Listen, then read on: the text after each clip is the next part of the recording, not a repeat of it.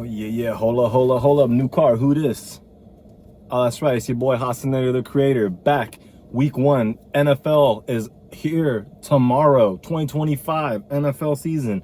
We've been going through all summers and springs of stuff that's really not that interesting, but now we get into the big nitty gritty. Week 1, ladies and gentlemen, it is 16 games being played. And we're about to kick off tomorrow with your boy's favorite team. You know what I'm saying? I'm here in Northwestern, sitting in my car, getting ready to deliver you these game predictions. Let's not waste no more time. I know what you guys are here for. I know what you guys want. I'm going to deliver. And let's see how many games we can get right.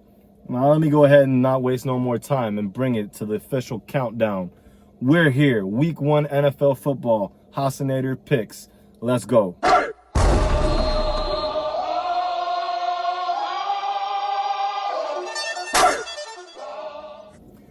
All right, ladies and gentlemen, let's not waste any more time. Thursday night football, Cowboys at the Eagles. This is going to be my upset alert of the week. Upset alert of the week.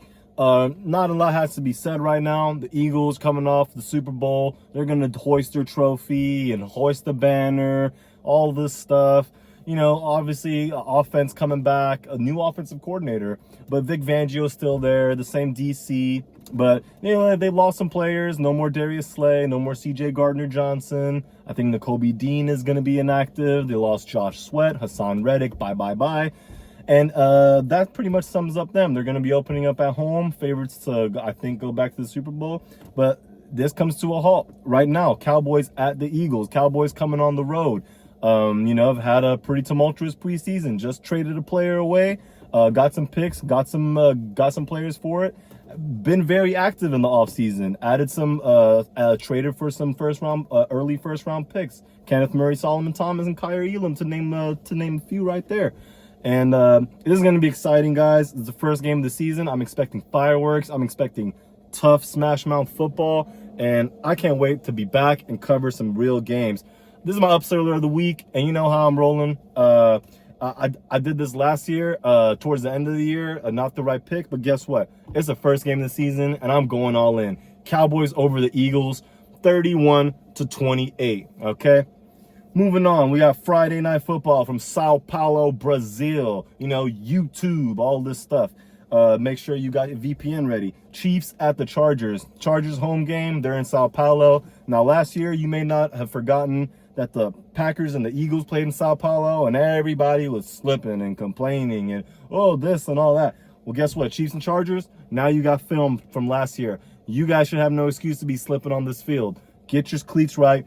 Jim Harbaugh is ready to go punch the Chiefs in the mouth. The runner-up for the Super Bowl. Oh, there ain't no runner-up. The team that lost the Super Bowl last year. Oh, you know, they're coming in at Chargers. I think Rashee Rice is waiting a suspension. To Patrick Mahomes and his friend Travis Kelce. I don't even know anything about him off the field. I really don't care. Chiefs at the Chargers in Sao Paulo. One of those division gritty games. The Chiefs have beat the Chargers 7 games in a row. The Chargers have not beat the Chiefs. This is the Chargers game to come out here and make a statement. They're going to want to run the ball. They have young running backs. They have, I know they lost Rashawn Slater, but obviously you can, with a coach, with a good system, this is something that you have to overcome. I mean, how many times have we seen the Chiefs get injured and they still go to the playoffs? They're not making excuses. So what's up, LA? You're going to do this or what? I got them. I actually got the LA Chargers winning here. Score of 27-20. Now we are off to the Sunday slate of games. Dolphins at the Colts. The Colts benched Anthony Richardson in favor of Daniel Jones, the man who once had a contract extension with the Giants that almost everyone around the league thought was a bad idea. Dolphins coming into the season with low expectations. Needs to solidify offensive line where Teron Armstead recently retired. And a defensive line in Jalen Phillips and Bradley Chubb, pretty injury-ridden all across the board. This team needs to stay healthy on the road against the Colts. Don't know what to expect. I think maybe the Dolphins come out trying to run the ball. I think Devon Achane is active. But then you got the Colts. Don't sleep on the Colts. Daniel Jones may surprise you like he did that one anomaly year with the Giants. I think this game can go either way, but I'm going to pick the Colts at home, 21-17. Moving on now, we got the Steelers at the Jets. The Aaron Rodgers Steelers are going back to the former Aaron Rodgers Jets, which the Jets have a new head coach in Aaron Glenn. And if you watch Aaron Glenn coach the Detroit Lions defense, this is going to be a smash mouth team, which the Jets have always kind of had a decent defense. Recently had retirees like C.J. Mosley, but nothing they can't overcome. They have young pass rushers coming into their own, and they're going to test the Steelers' offensive line. As the Steelers have added they have a lot of new faces. I think they traded away Minkah Fitzpatrick. They got DK Metcalf. A lot of new stuff to see. So it's hard to expect it's hard to predict what's going to happen. But I think the Jets at home, they want to open up the season beating their former starting quarterback. So let's go. I'm going with the Jets here. A score of 20-19. Defensive slugfest I see here. Panthers at the Jaguars. Two teams in the closer to the southeast, the Atlantic coast. You got the Panthers, who are the 32nd ranked point scoring defense last year, worst in the league, and the Jaguars, first time head coach Liam Cohen. Can he replicate that same success in the backfield with Tank Bigsby and Trevor Etienne as he had with the two running backs Bucky Irving and Rachaad White in Tampa Bay? It's all going to come down to how Bryce Young can he be comfortable in the pocket as he's going to face this pass rush of Travon Walker, the duo linebackers of Amache Oluokun, and then you got Devin Lloyd. So those two backs in the Carolina Panthers backfield, Rico Dowdle and Chuba Hubbard, that's going to be a nice matchup to watch. As for the wideouts, you got Teteroa McMillan and Travis Hunter. I think the Panthers shipped off Adam Thielen, so they're going to need a lot from him and second-year player Xavier Legette. If he drops the ball, a pass in this game, there's not going to be much hope for him going forward as a Carolina Panther, as you saw how quickly they dealt away from Jonathan Mingo last year. I think the Jaguars here, they're the home team. I see the Jaguars winning at home. No reason for the Panthers to come in here and completely knock them off their heels. Liam Cohen's going to have this team fired up. I see the Jaguars winning of a score of 28-24. Moving on, we got the Cardinals at the Saints. The Saints traded, I think they got to pick a quarterback in the second round, Tyler Show. No idea how they're going to look. They've lost some players to retirement recently too, in Cameron Jordan and I believe Tyrann Mathieu, the Honey Badger. So you got the Cardinals coming in here with a high-priced quarterback that has something to prove, a second-year wide receiver who kind of didn't exceed his expectation, didn't live up to his expectations in his rookie year. So we'll see how that goes. He'll be matched up against the decent secondary, as the Saints started off the year pretty good last season, and now they're projected to be one of the worst teams in the league. This game is in the Big Easy, but I think the Cardinals are going to be the first road team other than the season opener to come in and get a win. I think the Cardinals win here, a score of 34-17. Moving on, we got the Giants at the Commanders. Commanders at home. They still haven't paid scary Terry McLaurin, going against the Giants defense that just added another pass rusher along with Kayvon Thibodeau. You got Dexter Lawrence in the middle, Abdul Carter. But with the Giants, I think is their quarterback room that's a little in question. And against this Commanders defense with Frankie Louvu, Bobby Wagner returning, I think they were somewhat of a one-hit wonder last year. This is week one, so we'll see where it goes. I think the Commanders at home probably hold off the Giants. Then the Giants have to play another division opponent next week. I can see this game being like the measuring stick of how their quarterbacks are, and they might want to test out someone behind Wilson after week one. I'm not sure. Let's see how it goes. As for now, I got the Commanders winning 24-23 over the Giants. Moving on, we got the Buccaneers at the Falcons. This game in Atlanta last year was a straight shootout. The Falcons had Kirk Cousins playing that game. So this will be Michael Penix Jr.'s first time playing the Tampa Bay Buccaneers, who still have Levante David. You got Vita Vea in the middle. You got a very strong defensive team who added, and then Antoine Winfield Jr., who was out most of the season last year with an injury, he's back healthy. And that is their quarterback behind Levante David, of course. This Bucs defense has been consistent. Baker Mayfield coming back for another year. Added him a weapon in Emeka Egbuka.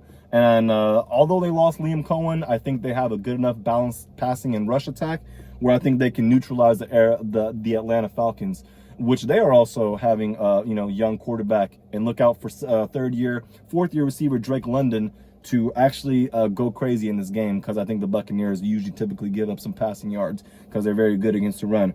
I do see the Buccaneers taking this one home. They lost both matchups to Atlanta last year. I think they take this one home.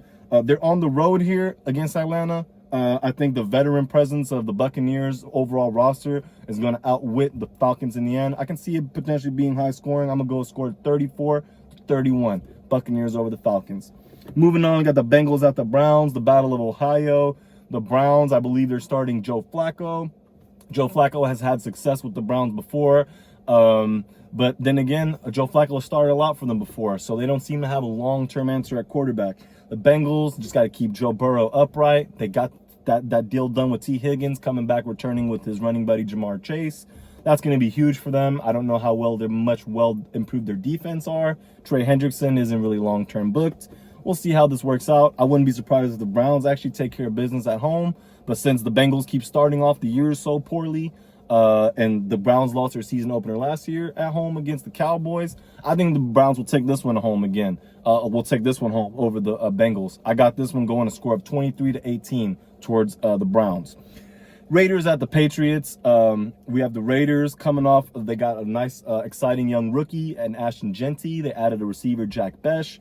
They're playing against the Patriots team that have all around leveled up around their young rookie quarterback. They traded away their backup. They added Travion Henderson, and they have a pretty stout-looking team. I think, and then coached by now Mike Vrabel, the former coach of the Tennessee Titans. He had taken them to an AFC championship before.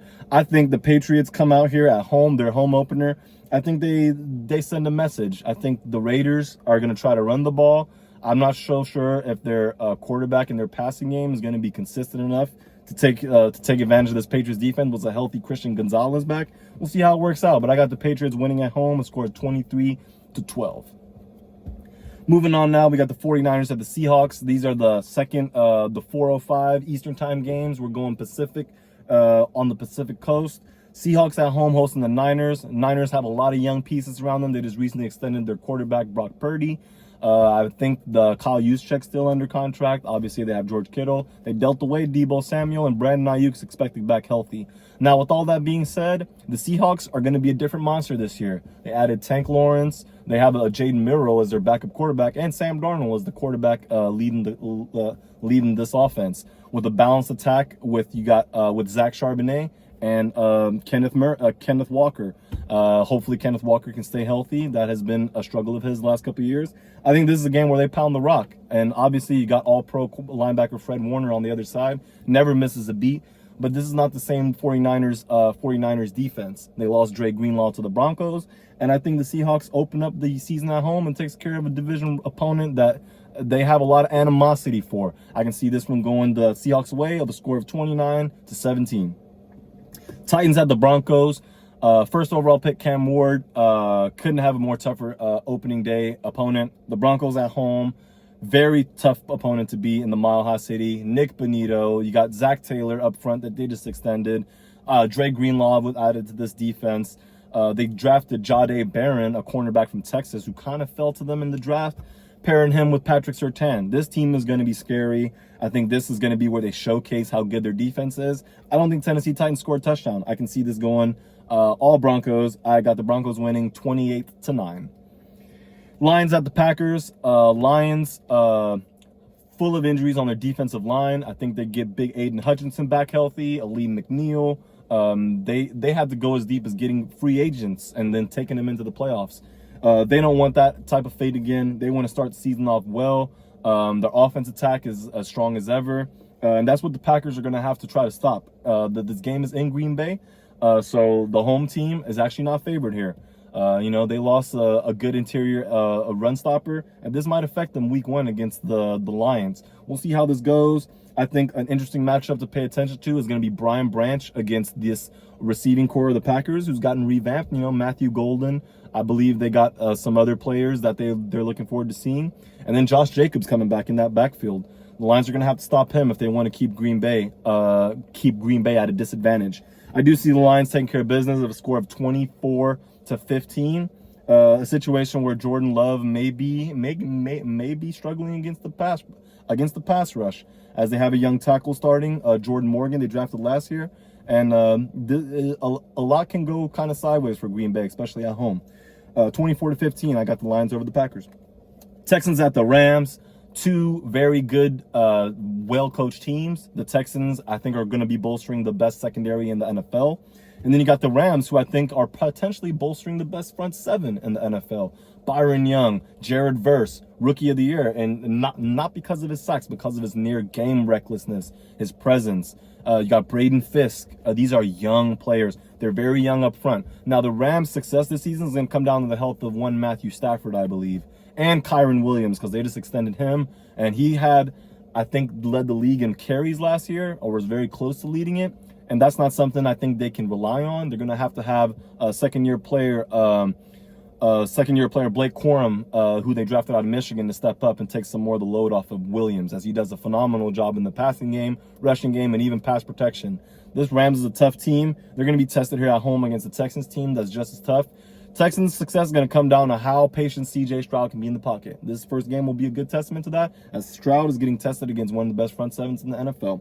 We'll see how this goes. I think the Rams squeak this one out at home, a score of 21-20.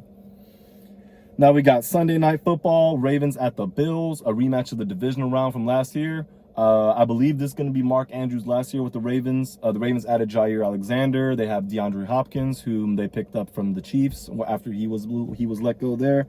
It's all about Lamar Jackson, and for the Bills, it's all about Josh Allen. I know the Bills had some concerns about their outside corners and their interior D-line. They got to extend some players. They're getting a little older in the linebacking core, so pay attention to that as the Ravens look to run this ball with Derrick Henry. That's going to be the Bills' key to win this game. They need to stop the run, and if not, I can see the Ravens win this game in Buffalo. And that's what I'm going to predict. I'm going to predict the Ravens over the Bills of a score of 30-27. Finally, Monday Night Football, we got an AFC North matchup. Vikings at the Bears, and the Bears at home hosting the Vikings. First-year starter J.J. McCarthy, rookie last year, didn't play. He had a knee injury. And the Bears' second-year first overall pick, Caleb Williams, looks to rebound from a somewhat tumultuous rookie season with some bad coaching decisions in certain games. This is going to be big. The Bears are bolstering a big passing attack. They added Colston Loveland. They still have Cole Kmet. You got Romo Dunze. They let go of Keenan Allen. Still got DJ Moore, and you added a rookie in Luther Burden the third. And the Vikings, I think they're equipped to stop a team like this. If the Bears can't run the football, I think this favors the Vikings. I think the Bears at home, they want to start the year off big. They want to make noise. They want to show their fan base that this is the year. I think they come out here and beat the Vikings on Monday Night Football. Now, the Vikings are a well-coached team. Swarm on defense. Jonathan Grenard, Andrew Van Ginkel were both Pro Bowlers. They have a very solid front seven and a secondary that bends and doesn't break. But we'll see how this goes on Monday Night Football. Anything can happen. I got the Bears over the Vikings of a score of 17-16. Low scoring. I think Caleb Williams does what he has to do late in the game to get the Bears the victory.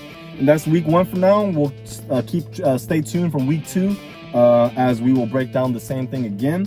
As for week 1 goes, I may still pick a game from week 1 to analyze and discuss, regardless of how the game score predictions goes. So be sure to drop your prediction and score. Hopefully, here coming up, I'll start commenting and seeing what all my score predictions are. This is the fun you can have without putting money down and gambling on this stuff. This is my goal of this channel. I want everyone to understand that this is a zone where you're not going to get judged. This is a zone where we love football, we love to speculate, we love to predict, and we love to watch it. Hostinator is back, 2025. I'm here to stay. Have a phenomenal evening, guys, and enjoy week 1. I know I am. Let's go.